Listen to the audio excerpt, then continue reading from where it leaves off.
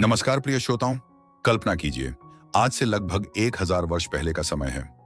न रेलगाड़ी है, न हवाई जहाज, न आधुनिक नक्शे और न ही ऐसी कोई सुविधा जिससे कोई व्यक्ति कुछ ही घंटों में एक देश से दूसरे देश पहुंच सके। दूर दूर तक फैले रास्ते हैं, ऊंटों के कारवां हैं, पहाड़ों के कठिन दर्रे हैं और अनजान धरती की ओर बढ़ते हुए यात्रियों के मन में अनगिनत प्रश्न हैं। ऐसे ही एक समय में मध्य एशिया की धरती से एक ऐसा विद्वान भारत की ओर आया जिसकी रुचि तलवार से अधिक किताबों में थी, विजय से अधिक ज्ञान में थी और किसी देश को जीतने से अधिक उसे समझने में थी। उसका नाम था अबू रैहान मोहम्मद इब्न अहमद अल बरूनी। इतिहास उसे केवल एक यात्री के रूप में याद नहीं करता। वह गणितज्ञ था, खगोल शास्त्री था, भूगोल का ज्ञाता था, दार्शनिक था और भाषाओं का गंभीर अध्येता था। भारत में उसने केवल राजाओं और युद्धों को नहीं देखा, उसने लोगों के विश्वासों को समझने की कोशिश की। उसने संस्कृत के ग्रंथों को पढ़ा, उसने भारतीय गणित और खगोल विज्ञान का अध्ययन किया। उसने धर्म, दर्शन, समाज, जाति, रीति रिवाज, समय की गणना और पृथ्वी के बारे में भारतीय धारणाओं को समझने का प्रयास किया। और फिर उसने भारत पर एक ऐसी पुस्तक लिखी जो आज भी इतिहास के सबसे महत्वपूर्ण यात्रा वृत्तांतों में गिनी जाती है। इस पुस्तक का नाम था किताब फी तहकीक मां लिल हिंद। इसे सामान्यतः किताब अल हिंद के नाम से जाना जाता है। विद्वानों के अनुसार इसका लेखन लगभग 11वीं शताब्दी के तीसरे दशक में हुआ और इसका मुख्य विषय था भारत का धर्म, दर्शन, साहित्य, विज्ञान, भूगोल, समाज और जीवन, ब्रिल। लेकिन अल बरूनी ने भारत को देखकर आखिर लिखा क्या? क्या उसने भारत की प्रशंसा की? क्या उसने भारतीय ज्ञान को महान माना? क्या उसने भारतीय समाज की आलोचना की? और सबसे महत्वपूर्ण प्रश्न, क्या वह भारत को सचमुच समझ पाया था? आज की इस कहानी में हम इन्हीं सवालों की यात्रा पर निकलेंगे।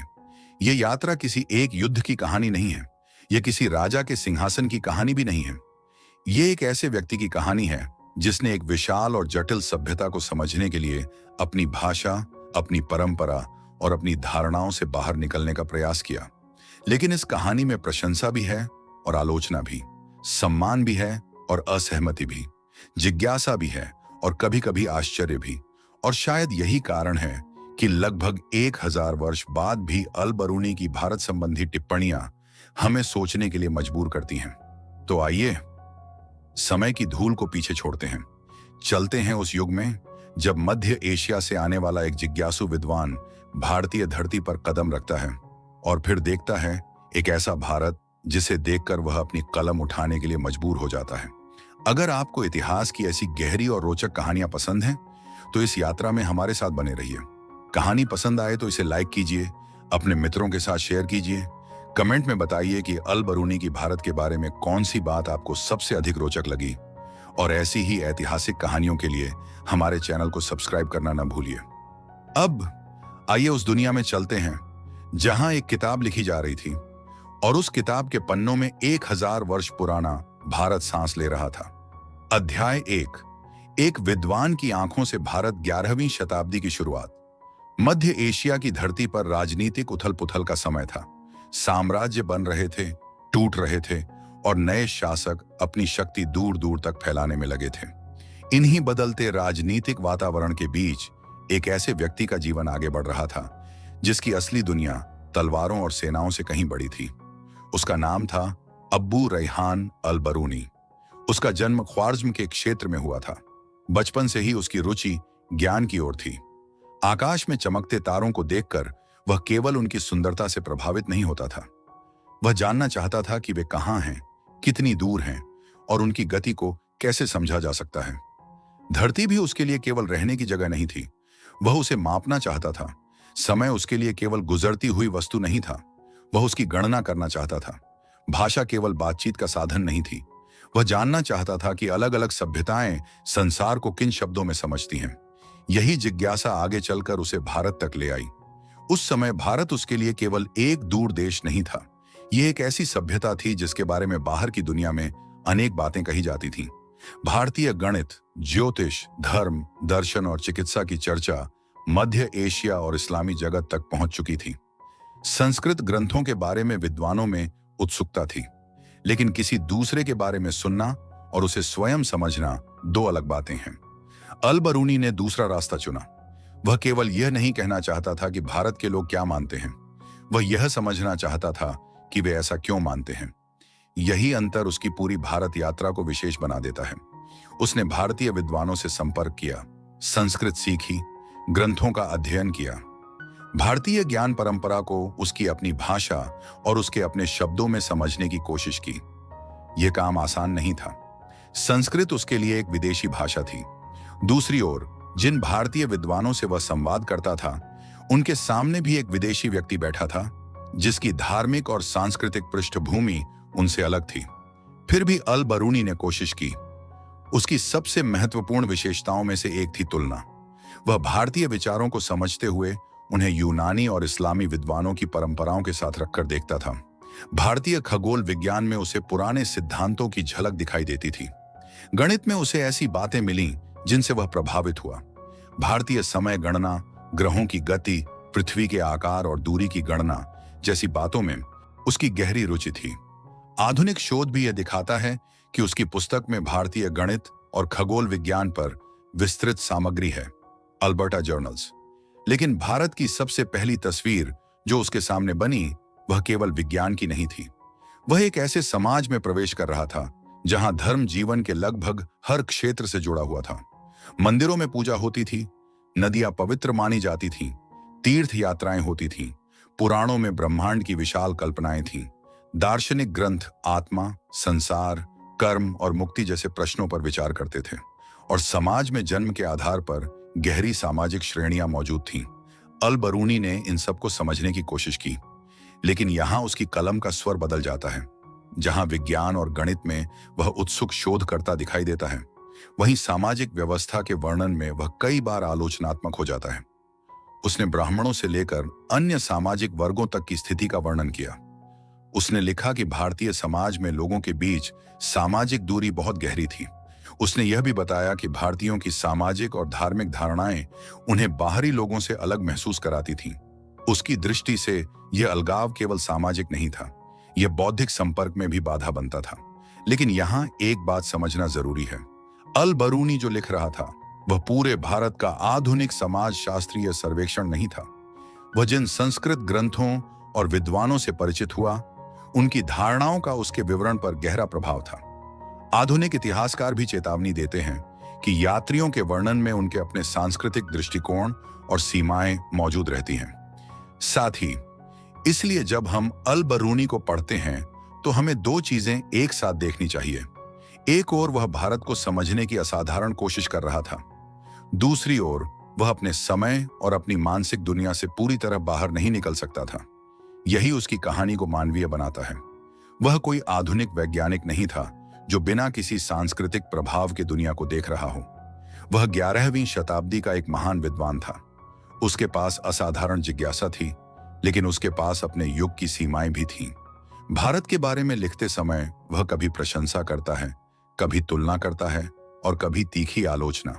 और शायद इसी मिश्रण में उसकी पुस्तक की असली शक्ति छिपी है, क्योंकि यदि उसने केवल भारत की प्रशंसा की होती तो उसकी पुस्तक शायद एक स्तुति ग्रंथ बनकर रह जाती, और यदि उसने केवल आलोचना की होती तो वह एक पक्षपाती विवरण बन जाता। लेकिन उसने दोनों को साथ रखा। उसने भारतीय गणित को देखा, भारतीय खगोल विज्ञान को समझा, संस्कृत साहित्य की विशालता को महसूस किया, दार्शनिक विचारों की गहराई को पहचाना, साथ ही सामाजिक विभाजन और धार्मिक धारणाओं के उन पहलुओं पर भी लिखा जिन्हें वह स्वीकार नहीं कर सका। उसकी दृष्टि में भारत एक विरोधाभासों से भरी दुनिया था, एक ऐसी दुनिया जहां गणित में अत्यंत सूक्ष्म विचार मिल सकते थे, लेकिन सामाजिक जीवन में कठोर विभाजन भी दिखाई दे सकता था, जहां दर्शन अत्यंत गहरे प्रश्न पूछ सकता था, लेकिन धार्मिक मान्यताओं के कुछ रूप उसे अजीब लग सकते थे, जहां विद्वानों के पास विशाल ज्ञान था, लेकिन उस ज्ञान तक पहुंच समाज के हर व्यक्ति के लिए समान नहीं थी। और जैसे जैसे अल बरूनी इस संसार को समझता गया, उसके मन में एक और प्रश्न उठने लगा। क्या वह भारत के ज्ञान को केवल बाहरी दृष्टि से देख रहा है, या वह सचमुच उस ज्ञान की आत्मा तक पहुंच सकता है? इस प्रश्न का उत्तर खोजने के लिए उसे और गहराई में जाना था। उसे केवल राजाओं और नगरों को नहीं देखना था, उसे भारत के विचारों के भीतर उतरना था। उसे उन ग्रंथों के पन्ने पलटने थे जिन्हें भारतीय विद्वान पीढ़ियों से पढ़ते आ रहे थे। उसे संस्कृत के कठिन शब्दों को समझना था और सबसे बढ़कर उसे यह जानना था कि इस भूमि के लोग संसार को आखिर किस तरह देखते हैं, क्योंकि अल बरूनी के लिए भारत अब केवल एक देश नहीं रह गया था। भारत एक प्रश्न बन चुका था और उस प्रश्न का सबसे कठिन उत्तर अभी बाकी था। अगले अध्याय में हम उस दुनिया में प्रवेश करेंगे जहां अल बरूनी ने भारतीय धर्म, दर्शन, आत्मा, कर्म और ब्रह्मांड की धारणाओं को समझने की कोशिश की और वहीं से उसकी भारत संबंधी कहानी और भी गहरी होने वाली थी। अध्याय 2। भारत के विचारों की गहराई में भारत को समझने के लिए अल बरूनी ने केवल नगरों की यात्रा नहीं की, उसने रास्तों, बाजारों और राजदरबारों से आगे बढ़कर उस दुनिया में प्रवेश करने की कोशिश की जो आंखों से दिखाई नहीं देती थी। वह थी विचारों की दुनिया, एक ऐसी दुनिया जहां मनुष्य के जन्म से पहले और मृत्यु के बाद के अस्तित्व पर प्रश्न उठाए जाते थे, जहां यह पूछा जाता था कि संसार की शुरुआत कैसे हुई, आत्मा क्या है, कर्म मनुष्य के जीवन को कैसे प्रभावित करता है, मुक्ति क्या है और मनुष्य अपने भीतर के अज्ञान से कैसे मुक्त हो सकता है। अल बरूनी के सामने यह सब कुछ एक बिल्कुल अलग बौद्धिक संसार की तरह खुल रहा था। उसने संस्कृत ग्रंथों का अध्ययन किया और भारतीय दार्शनिक परंपराओं को समझने की कोशिश की। उसके लिए यह आसान काम नहीं था। संस्कृत के शब्द केवल भाषा के शब्द नहीं थे, उनके पीछे सदियों की परंपराएं, धार्मिक धारणाएं और दार्शनिक अर्थ छिपे हुए थे। किसी एक शब्द का अर्थ समझना भी कभी-कभी एक पूरे विचार को समझने जैसा था। वह पढ़ता गया, पूछता गया, तुलना करता गया और जो कुछ समझ में आता उसे अपनी पुस्तक में दर्ज करता गया। भारत में धर्म उसके लिए केवल मंदिर में की जाने वाली पूजा नहीं था। धर्म जीवन की पूरी व्यवस्था से जुड़ा दिखाई देता था।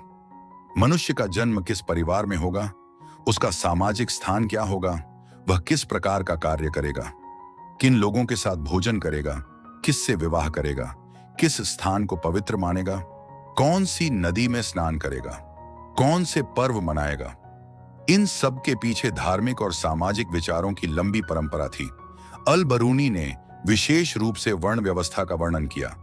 उसने समाज में ब्राह्मणों की ऊंची स्थिति और अन्य सामाजिक वर्गों के बीच मौजूद अंतर को समझने की कोशिश की।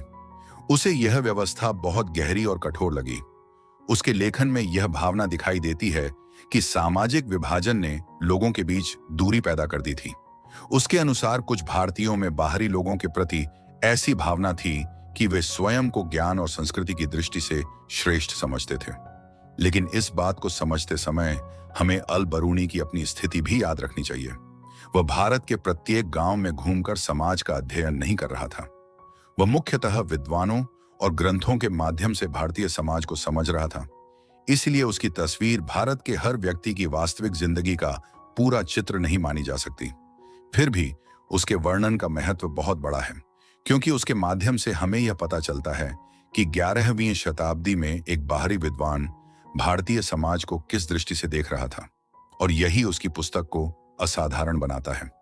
वह केवल यह नहीं कहता कि भारतीय ऐसा करते हैं, वह यह समझने की कोशिश करता है कि वे ऐसा क्यों करते हैं। यही बात उसे सामान्य यात्रियों से अलग करती है। अब उसका ध्यान भारतीय दर्शन की ओर गया। भारतीय विचारों में कर्म की धारणा ने उसे विशेष रूप से आकर्षित किया। कर्म का अर्थ केवल कोई साधारण कार्य नहीं था। यह उस व्यापक विचार से जुड़ा था कि मनुष्य के कर्म उसके वर्तमान और भविष्य के अस्तित्व को प्रभावित करते हैं। अल बरूनी ने पुनर्जन्म की भारतीय धारणा का भी वर्णन किया। एक जीवन समाप्त होता है, लेकिन अस्तित्व वहीं समाप्त नहीं हो जाता। कर्म के अनुसार आत्मा फिर किसी नए अस्तित्व में प्रवेश कर सकती है। इस विचार ने उसे गहराई से सोचने पर मजबूर किया। उसके सामने जीवन को देखने का एक ऐसा दृष्टिकोण था जिसमें मनुष्य का वर्तमान जीवन किसी बहुत लंबी यात्रा का केवल एक हिस्सा था।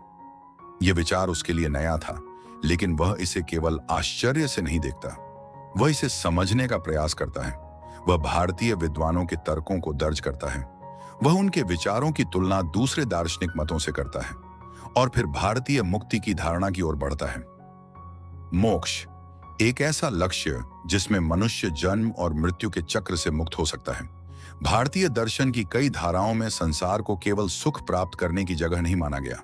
जीवन में दुख है, मोह है, अज्ञान है और आसक्ति है, और मुक्ति का अर्थ था इस बंधन से ऊपर उठना। अल बरूनी के लिए यह एक गंभीर दार्शनिक विषय था। वह समझ रहा था कि भारतीय धर्म को केवल पूजा पद्धतियों के माध्यम से समझना संभव नहीं है। इसके पीछे एक विशाल दार्शनिक परंपरा है, एक ऐसी परंपरा जिसमें मनुष्य स्वयं से पूछता है, मैं कौन हूं? यह संसार क्या है? मृत्यु के बाद क्या होता है? क्या आत्मा शरीर से अलग है? और क्या मनुष्य अपने कर्मों से स्वयं को इस संसार के बंधन से मुक्त कर सकता है? इन प्रश्नों ने अल बरूनी को भारत के बौद्धिक संसार के ओर करीब पहुंचा दिया। लेकिन भारत की एक और विशेषता थी जिसने उसे लगातार आकर्षित किया। वह थी भारतीय गणित और खगोल विज्ञान। आकाश की ओर देखते हुए भारतीय विद्वान ग्रहों की गति का अध्ययन कर रहे थे, समय की गणना कर रहे थे, ग्रहणों का अनुमान लगाने की कोशिश कर रहे थे, गणितीय विधियों का उपयोग कर रहे थे। अल बरूनी स्वयं गणित और खगोल विज्ञान का महान विद्वान था। इसलिए जब उसने भारतीय गणना पद्धतियों और खगोलीय ज्ञान को देखा तो उसकी जिज्ञासा और बढ़ गई। यहां उसे ऐसा ज्ञान मिला जिसे वह केवल धार्मिक विश्वास के रूप में नहीं देख सकता था। यह गणना थी, तर्क था, अवलोकन था और लंबे समय से विकसित होती हुई वैज्ञानिक परंपरा थी। उसने भारतीय गणितज्ञों और खगोलविदों के कार्यों का अध्ययन किया, भारतीय ग्रंथों में प्रयुक्त गणनाओं को समझा। ब्रह्मगुप्त जैसे महान भारतीय गणितज्ञों के कार्यों से वह परिचित हुआ। उसके लेखन में भारतीय गणित और खगोल विज्ञान का उल्लेख इस बात का प्रमाण है कि वह भारत की बौद्धिक उपलब्धियों को गंभीरता से लेता था। यहां उसकी दृष्टि में भारत की एक दूसरी तस्वीर दिखाई देती है, एक ऐसा भारत जिसे केवल धार्मिक कर्मकांडों से नहीं समझा जा सकता, एक ऐसा भारत जहां संख्या, समय और आकाश को समझने की जिज्ञासा भी उतनी ही पुरानी और गहरी थी। अल बरूनी ने पृथ्वी और ब्रह्मांड से जुड़ी भारतीय धारणाओं पर भी विचार किया। उसे भारतीय ब्रह्मांड विज्ञान में विशाल समय चक्रों की कल्पना दिखाई दी। युगों की अवधारणाएं थीं, कल्पना से परे लंबे समय की गणनाएं थीं, ब्रह्मांड के निर्माण और विनाश के चक्रों की बातें थीं। आधुनिक मनुष्य के लिए यह सब पढ़ना शायद केवल धार्मिक कल्पना जैसा लग सकता है, लेकिन अल बरूनी के समय में इन धारणाओं को समझना किसी भी विद्वान के लिए गंभीर बौद्धिक कार्य था। वह इन विचारों को दर्ज करता है, तुलना करता है, कभी सहमत होता है, कभी असहमत, लेकिन उन्हें अनदेखा नहीं करता। यही उसकी सबसे बड़ी विशेषता थी। वह किसी विचार से असहमत होने के बावजूद उसे समझना चाहता था। भारत के बारे में लिखते समय यही दृष्टिकोण बार बार दिखाई देता है। वह भारतीयों की धार्मिक मान्यताओं को अपने धर्म की कसौटी पर पूरी तरह खारिज करने के बजाय यह समझने की कोशिश करता है कि भारतीय विद्वान उन मान्यताओं के पीछे कौन सा तर्क प्रस्तुत करते हैं। लेकिन हर जगह वह सफल नहीं हुआ। कई बार उसे भारतीय धारणाएं कठिन और विरोधाभासी लगीं। कई बार उसे लगा कि आम लोगों की धार्मिक मान्यताएं दार्शनिक विचारों से बहुत अलग हैं। कहीं उसे गहरी आध्यात्मिकता दिखाई देती है तो कहीं ऐसे कर्मकांड जिन्हें वह समझ नहीं पाता। भारत उसके सामने एक समान चेहरा लेकर नहीं खड़ा था। यह अनेक परंपराओं, भाषाओं, मतों और सामाजिक समूहों से बना हुआ एक विशाल संसार था। और शायद यही बात उसकी सबसे बड़ी चुनौती थी। किसी एक व्यक्ति के लिए पूरे भारत को समझना संभव नहीं था। फिर भी अल बरूनी ने प्रयास किया। वह केवल बाहर से देखकर निर्णय लेने वाला यात्री नहीं बनना चाहता था। वह भीतर जाने की कोशिश कर रहा था। और इसी कोशिश में उसने भारतीय समाज की एक ऐसी विशेषता पर ध्यान दिया जिसने उसे सबसे अधिक परेशान किया। वह थी सामाजिक दूरी। उसके अनुसार समाज में जन्म के आधार पर लोगों के बीच इतनी गहरी दीवारें थीं कि वे एक दूसरे से अलग संसारों की तरह दिखाई देते थे। अल बरूनी ने जाति और सामाजिक शुद्धता से जुड़ी धारणाओं का वर्णन किया। उसे यह बात विचित्र लगी कि कुछ लोग दूसरों के साथ भोजन करने या घनिष्ठ संबंध रखने से बचते थे। उसने यह भी लिखा कि सामाजिक ऊंच नीच की धारणाएं केवल व्यवहार में नहीं बल्कि धार्मिक विचारों में भी दिखाई देती थीं। लेकिन उसकी यह आलोचना केवल भारत की सामाजिक व्यवस्था तक सीमित नहीं थी। वह अपने समय के समाजों को भी उनके अपने दोषों से मुक्त नहीं मानता था। यही कारण है कि उसकी पुस्तक को पढ़ते समय केवल उसके वाक्यों को नहीं बल्कि उसके पूरे उद्देश्य को समझना आवश्यक है। वह भारत का अपमान करने के लिए नहीं लिख रहा था, वह भारत को समझने के लिए लिख रहा था। और शायद इसी कारण उसने भारत की कमजोरियों के साथ उसकी शक्तियों को भी दर्ज किया। उसने भारतीय ज्ञान की विशालता को देखा, भारतीय गणित की जटिलता को समझा, खगोल विज्ञान में रुचि ली, दर्शन की गहराई को महसूस किया और संस्कृत साहित्य की समृद्धि के सामने वह स्वयं भी एक विद्यार्थी की तरह खड़ा हुआ। लेकिन एक प्रश्न अभी भी उसके सामने था। यदि भारत इतना विशाल ज्ञान रखता है, तो फिर भारत और उसके बाहर की दुनिया के बीच बौद्धिक संवाद इतना सीमित क्यों था? क्यों भारतीय विद्वान अपने ज्ञान को बाहरी दुनिया के साथ आसानी से साझा नहीं करते थे? क्यों सांस्कृतिक दूरी इतनी गहरी थी? और क्या यह दूरी केवल धार्मिक कारणों से थी, या इसके पीछे इतिहास, समाज और राजनीति की भी कोई कहानी छिपी थी? अल बरूनी अब केवल भारत के धर्म और दर्शन को नहीं देख रहा था। वह भारत और बाहरी दुनिया के बीच बनी उस दीवार को देखने लगा था जो ज्ञान के रास्ते में खड़ी थी, और उस दीवार के पीछे उसे एक ऐसा भारत दिखाई देने वाला था जिसकी महानता और सीमाएं दोनों एक साथ सामने आने वाली थीं। अगले अध्याय में अल बरूनी भारत की धरती, उसके नगरों, नदियों, पहाड़ों और ज्ञान की परंपरा को और गहराई से देखेगा। लेकिन इसी यात्रा में उसकी कलम भारत की एक ऐसी तस्वीर बनाएगी जिसमें प्रशंसा के साथ साथ सबसे तीखी आलोचना भी होगी। और तब सवाल और कठिन हो जाएगा, क्या अल बरूनी ने भारत को सचमुच समझा था, या उसने भारत को अपनी आंखों से देखकर एक ऐसा चित्र बनाया जिसमें भारत के साथ साथ स्वयं अल बरूनी की दुनिया भी दिखाई देती है? अध्याय 3, ज्ञान का विशाल संसार। भारत में जितना आगे अल बरूनी बढ़ता गया, उतना ही उसे महसूस होने लगा कि वह केवल एक देश में नहीं आया है। वह एक ऐसी सभ्यता के बीच खड़ा है जिसकी स्मृति बहुत दूर तक जाती है। यहाँ ज्ञान केवल राजाओं के महलों में बंद नहीं था। मंदिरों, आश्रमों और विद्वानों के बीच पीढ़ियों से ग्रंथों का अध्ययन होता था।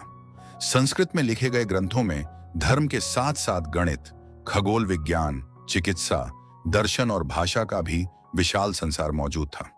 अल बरूनी की सबसे बड़ी विशेषता यही थी कि वह इस ज्ञान को समझने के लिए धैर्य रखता था। उसने संस्कृत सीखी, भारतीय विद्वानों से संवाद किया और ग्रंथों को पढ़ा। वह चाहता था कि भारत के बारे में उसकी जानकारी केवल यात्रियों की सुनी सुनाई बातों पर आधारित न हो। उसने ब्रह्मगुप्त जैसे विद्वानों के कार्यों का अध्ययन किया। भारतीय गणित में शून्य और दशमलव आधारित गणना की परंपरा ने उसकी रुचि को विशेष रूप से आकर्षित किया। भारतीय खगोल विज्ञान में ग्रहों की गति, ग्रहण और समय की गणना जैसी बातें भी उसने गंभीरता से दर्ज की। उसके सामने अब भारत की एक नई तस्वीर थी। यह वह भारत था जो संख्याओं से आकाश को समझने की कोशिश कर रहा था। लेकिन अल बरूनी केवल विज्ञान से प्रभावित होकर नहीं रुका। उसने भारतीय समय की अवधारणाओं को भी समझने का प्रयास किया। भारतीय परंपरा में समय केवल दिन, महीने और वर्ष तक सीमित नहीं था। युगों और विशाल कालखंडों की कल्पनाएं थीं। ब्रह्मांड को बनने और नष्ट होने वाले चक्रों में देखा जाता था। इन विचारों को सुनकर शायद किसी बाहरी व्यक्ति को आश्चर्य होता, लेकिन अल बरूनी ने उन्हें दर्ज किया। उसने समझा कि किसी सभ्यता को जानने के लिए उसके विचारों को पहले उसी के संदर्भ में समझना चाहिए। यहीं उसकी दृष्टि सामान्य यात्रियों से अलग दिखाई देती है। वह यह नहीं कहता कि कोई विचार उसे अजीब लगा इसलिए वह गलत है। वह पहले पूछता है, यह विचार पैदा कैसे हुआ होगा? भारत को समझने की इसी कोशिश में वह भूगोल की ओर भी गया। उसने नदियों, पहाड़ों, समुद्रों और नगरों के बारे में जानकारी जुटाई। भारतीय भूगोल को समझना उसके लिए केवल यात्रा का विवरण नहीं था। एक गणितज्ञ और खगोलविद के रूप में वह धरती की स्थिति और दूरी को भी वैज्ञानिक दृष्टि से देखता था। भारत की विशालता उसके लिए लगातार एक चुनौती बनी रही।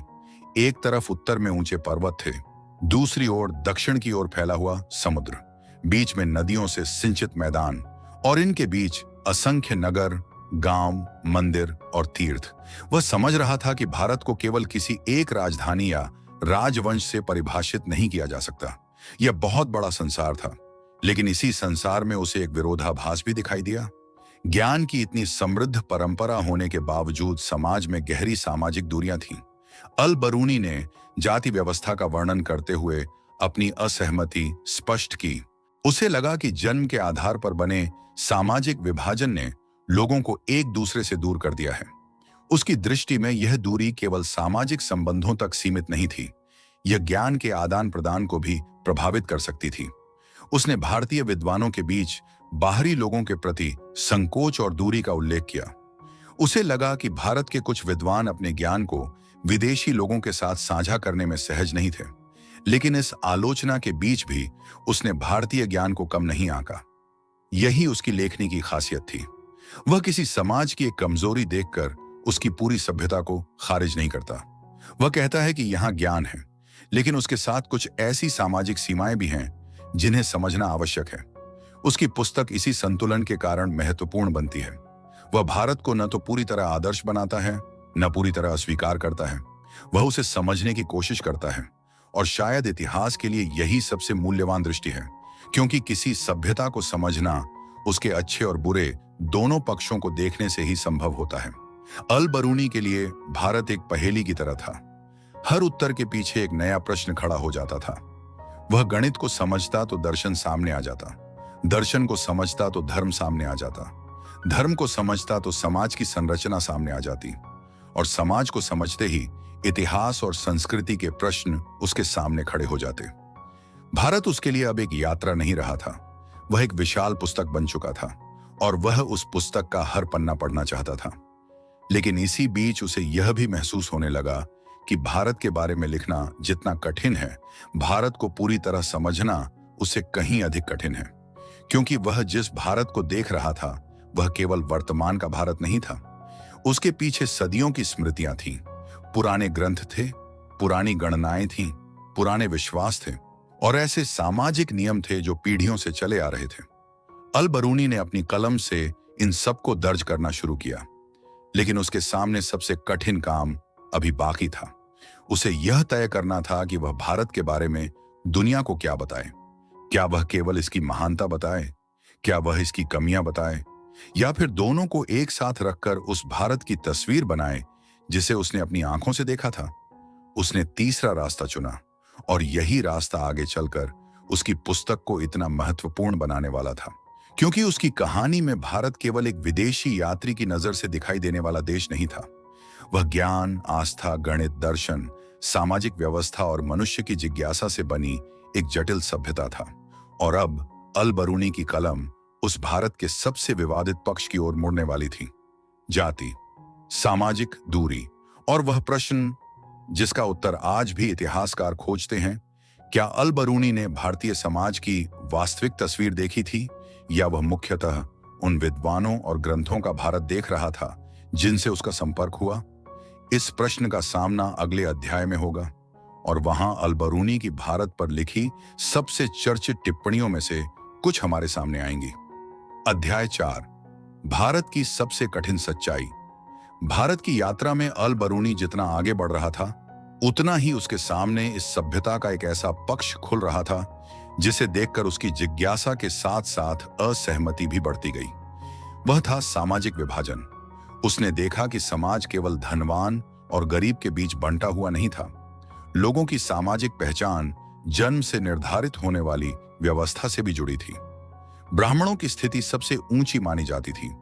उनके नीचे क्षत्रिय, फिर वैश्य, और उसके बाद शूद्रों का वर्णन मिलता है। इसके अतिरिक्त ऐसे समूह भी थे जिन्हें सामाजिक व्यवस्था के सबसे निचले स्तर पर रखा जाता था और जिनसे दूरी बनाए रखने की धारणाएं मौजूद थीं। अल बरूनी ने इस व्यवस्था का वर्णन केवल इसलिए नहीं किया कि उसे यह अलग लगी। उसने यह समझने की कोशिश की कि इसका प्रभाव लोगों के रोजमर्रा के जीवन पर क्या पड़ता था। कौन किसके साथ बैठ सकता है, कौन किसके साथ भोजन कर सकता है, किसका स्पर्श स्वीकार किया जाता है, किसे कौन सा कार्य करना चाहिए, और किस आधार पर किसी व्यक्ति का सामाजिक सम्मान तय होता है। इन प्रश्नों ने अल बरूनी को परेशान किया। उसे लगा कि जन्म के आधार पर बनी ऐसी दीवारें समाज के अलग अलग हिस्सों के बीच दूरी पैदा करती हैं। लेकिन यहाँ एक महत्वपूर्ण बात सामने आती है। अल बरूनी का वर्णन मुख्यतः उन संस्कृत ग्रंथों और विद्वानों से प्रभावित था जिनसे उसका संपर्क हुआ। इसलिए उसके द्वारा प्रस्तुत सामाजिक व्यवस्था को उस समय के पूरे भारतीय समाज की एक समान तस्वीर मानना उचित नहीं होगा। भारत एक विशाल भूभाग था। अलग अलग क्षेत्रों में अलग अलग सामाजिक परंपराएं थीं। हर व्यक्ति का जीवन शास्त्रों में लिखी व्यवस्था के बिल्कुल अनुसार चलता हो, ऐसा मानना भी सही नहीं होगा। फिर भी अल बरूनी ने जो देखा और पढ़ा उसे ईमानदारी से दर्ज किया, और उसकी आलोचना का एक कारण था सामाजिक शुद्धता की अवधारणा। उसे आश्चर्य होता था कि कुछ भारतीयों के लिए दूसरे सामाजिक समूहों के साथ संपर्क भी धार्मिक और सामाजिक नियमों से जुड़ा हुआ था। उसे यह दूरी अस्वाभाविक लगती थी। उसकी दृष्टि में ज्ञान को किसी जन्म या सामाजिक स्थिति की सीमा में नहीं बांधा जाना चाहिए। लेकिन भारत की यही जटिलता उसके लेखन को और दिलचस्प बनाती है। जिस समाज में एक और अत्यंत गहरा दर्शन विकसित हुआ था, उसी समाज में सामाजिक ऊंच नीच भी दिखाई देती थी। जिस सभ्यता ने आत्मा और मुक्ति जैसे प्रश्नों पर गंभीर चिंतन किया, उसी सभ्यता में जन्म आधारित सामाजिक अंतर मौजूद थे। अल-बरूनी ने इस विरोधाभास को महसूस किया और शायद इसी कारण उसकी पुस्तक में भारत की प्रशंसा और आलोचना दोनों साथ साथ चलती हैं। वह भारतीयों की विद्वता का सम्मान करता था। वह गणित और खगोल विज्ञान के ज्ञान से प्रभावित था। उसे भारतीय दार्शनिक विचारों की गहराई दिखाई देती थी, लेकिन सामाजिक व्यवस्था के कुछ रूपों से वह सहमत नहीं था। उसने यह भी महसूस किया कि भारत के कुछ विद्वानों में अपने ज्ञान और संस्कृति को लेकर गहरा आत्मविश्वास था। कभी कभी यह आत्मविश्वास उसे बाहरी लोगों के प्रति दूरी जैसा दिखाई देता था। अल-बरूनी के अनुसार यही दूरी भारत और दूसरे देशों के बीच बौद्धिक संपर्क में बाधा बन सकती थी। लेकिन क्या इसका अर्थ यह था कि भारतीय ज्ञान दुनिया से पूरी तरह अलग था? नहीं। अल-बरूनी स्वयं इस बात का प्रमाण था कि भारतीय ज्ञान भारत की सीमाओं से बाहर जा रहा था। भारतीय गणित और खगोल विज्ञान की परंपराएं मध्य एशिया और इस्लामी दुनिया के विद्वानों तक पहुंच रही थीं। भारतीय संख्यात्मक परंपराओं ने व्यापक बौद्धिक संसार को प्रभावित किया और अल-बरूनी स्वयं संस्कृत ग्रंथों का अध्ययन कर रहा था। इसलिए उसकी कहानी में एक गहरा विरोधाभास दिखाई देता है। वह जिस दूरी की आलोचना कर रहा था, उसी दूरी को पार करके वह भारत के ज्ञान के पास पहुंचा था। वह एक बाहरी व्यक्ति था, लेकिन वह बाहरी व्यक्ति धीरे धीरे भारतीय ग्रंथों की भाषा सीख रहा था। वह उन विचारों को समझ रहा था जिन्हें समझने के लिए कई लोग पूरी जिंदगी लगा देते थे। उसने भारतीय दर्शन को केवल सुना नहीं, उसे पढ़ा। उसने गणित को केवल देखा नहीं, उसकी गणनाओं को समझने का प्रयास किया।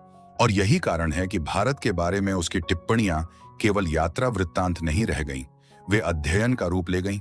उसकी पुस्तक में भारत के धर्म, दर्शन, त्योहार, रीति रिवाज, भूगोल, कालगणना, गणित और खगोल विज्ञान के बारे में विस्तृत जानकारी मिलती है। इसी व्यापकता के कारण आधुनिक इतिहासकार उसे मध्यकालीन भारत के अध्ययन के लिए अत्यंत महत्वपूर्ण स्रोत मानते हैं। लेकिन अल-बरूनी के भारत को समझने के लिए एक और बात याद रखनी होगी। उसने भारत को ऐसे समय में देखा जब उत्तर पश्चिमी भारत राजनीतिक संघर्षों से प्रभावित था। उसकी भारत संबंधी जानकारी का समय महमूद गजनवी के अभियानों के बाद का दौर था। इन राजनीतिक घटनाओं ने भारत और मध्य एशिया के संबंधों को भी बदल दिया था। ऐसे वातावरण में एक विदेशी विद्वान का भारतीय समाज के भीतर जाकर अध्ययन करना अपने आप में असाधारण था। उसने युद्धों का विवरण लिखने से अधिक लोगों के विचारों को दर्ज करने पर ध्यान दिया, और यही कारण है कि उसकी पुस्तक राजाओं की कहानी से अधिक समाज और ज्ञान की कहानी बन गई। लेकिन क्या अल-बरूनी भारत से प्रभावित भी हुआ था? हाँ, और शायद जितना उसने सीधे शब्दों में कहा, उससे कहीं अधिक उसकी पुस्तक में दिखाई देता है। भारत के विशाल गणितीय ज्ञान ने उसे प्रभावित किया। खगोल विज्ञान ने उसे आकर्षित किया। भारतीय दार्शनिकों की गहराई ने उसे सोचने पर मजबूर किया। उसने महसूस किया कि भारत को समझे बिना संसार के ज्ञान के इतिहास को पूरी तरह समझना कठिन होगा। उसकी दृष्टि में भारत अज्ञान की भूमि नहीं था, बल्कि एक ऐसी सभ्यता थी जिसके पास अपना विकसित ज्ञान संसार था। लेकिन वह इस बात से भी परेशान था कि यह ज्ञान सामाजिक सीमाओं के भीतर बंद दिखाई देता था। यही वह बिंदु है जहां अल-बरूनी की कहानी केवल भारत की कहानी नहीं रह जाती, यह ज्ञान और समाज के बीच के संबंध की कहानी बन जाती है। ज्ञान कितना भी महान क्यों न हो, यदि वह कुछ लोगों तक सीमित हो जाए तो उसका प्रभाव कितना व्यापक हो सकता है। और यदि समाज में मनुष्य की स्थिति जन्म से तय हो जाए तो क्या प्रतिभा के लिए रास्ते हमेशा खुले रह सकते हैं? ये प्रश्न अल-बरूनी के समय के थे, लेकिन सदियों बाद भी वे मनुष्य को सोचने पर मजबूर करते हैं। भारत को देखकर अल-बरूनी ने केवल यह नहीं लिखा कि यहाँ क्या है, उसने यह भी दर्ज किया कि उसे क्या समझ में आया और क्या समझ में नहीं आया। और शायद यही किसी सच्चे यात्री की पहचान है। वह अपने अनुभव को अंतिम सत्य मानकर नहीं चलता, वह अपनी सीमाओं को भी साथ लेकर चलता है। अल-बरूनी की सबसे बड़ी उपलब्धि यही थी कि उसने भारत को समझने की कोशिश की। पूरी तरह सफल हुआ या नहीं, यह अलग प्रश्न है, लेकिन उसने कोशिश की, और उस कोशिश ने इतिहास के लिए एक अमूल्य दस्तावेज छोड़ दिया।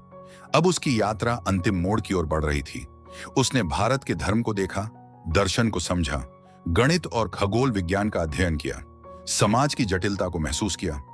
अब उसकी कलम उस निष्कर्ष की ओर बढ़ रही थी जिसके कारण लगभग 1000 वर्ष बाद भी लोग उसकी पुस्तक पढ़ते हैं। आखिर भारत उसके लिए क्या था? एक महान सभ्यता, एक विरोधाभासों से भरा समाज, ज्ञान का विशाल भंडार, या इन सब का एक साथ मिला हुआ रूप? इस प्रश्न का उत्तर हमारी यात्रा के अंतिम अध्याय में सामने आएगा। वहीं हम समझेंगे कि अल बरूनी ने भारत को अंततः किस दृष्टि से देखा और क्यों उसकी लिखी हुई बातें आज भी इतिहास की किताबों में जीवित हैं। अध्याय 5। भारत से मिली एक अमर विरासत। समय बीतता गया। भारत में अल बरूनी ने जो कुछ देखा, सुना और पढ़ा, वह धीरे धीरे उसकी स्मृति से निकलकर उसकी पुस्तक के पन्नों में उतरता गया। उसने भारत को केवल एक यात्री की तरह नहीं देखा था, उसने उसे एक विद्यार्थी की तरह समझने की कोशिश की थी। और शायद यही उसकी सबसे बड़ी विशेषता थी। उसके सामने भारत का एक ऐसा संसार था जो बाहर से देखने पर जितना विशाल था, भीतर से उससे कहीं अधिक जटिल था।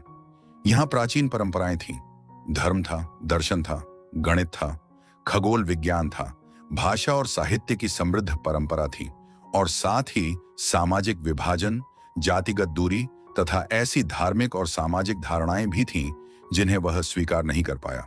लेकिन इन विरोधाभासों के बावजूद अल बरूनी ने भारत को एक ऐसी सभ्यता के रूप में देखा जिसे समझना आवश्यक था। उसकी पुस्तक किताब अल हिंद इसी समझ की कोशिश का परिणाम थी।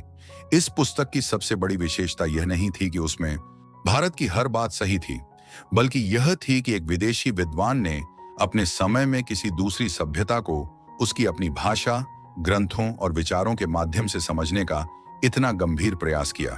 यह अपने आप में असाधारण था।